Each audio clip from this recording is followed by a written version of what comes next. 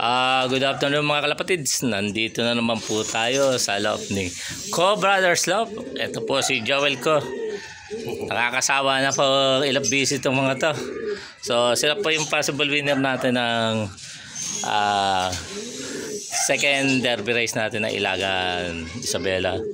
Ang possible winner po sila ng MMFC YB only, tsaka Young Bird Open category, tsaka tag team.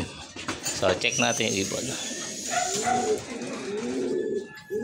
511792 MMFC 24. So check natin sa ating may wagang papel. Nasaan ka? Co Brothers 511792. Okay. Okay, wala. Pasukin ka. Okay. Okay, ako naman na isa. Yung katag team naman.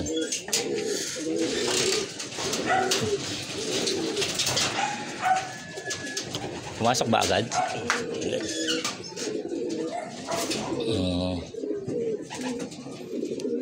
Ito si MMFC 2024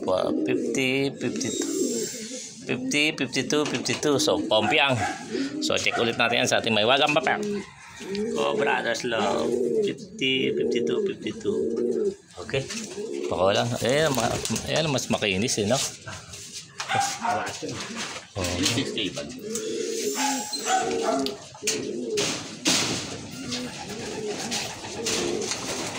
Kainan na.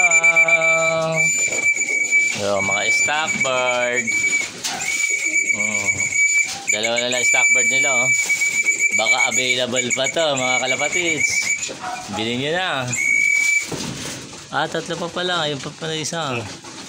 Oh, masok na. Double check. 511792. Okay. Sabi nga isa lang. Oh, may nakakawala ka pala. Si 50, 52. Okay. Sir. Konting tips muna, sir. Sipag lang sa pag-ibon. Likewise, wala naman.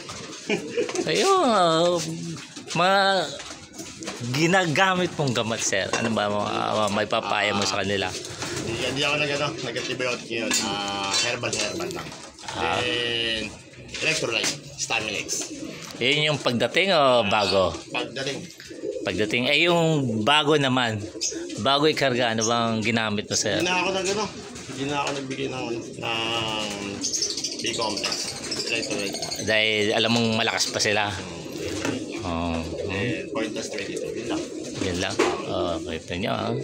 Simple lang talaga yung mga magagaling talaga. Hindi masyadong magamot eh. Diba? Herbal lang. Yan kita mo, gagana kumain ng mga kalapati niya Probiotic, sir, gumagamit ka. Gastipro. Yun, Gastipro. Bagong bago.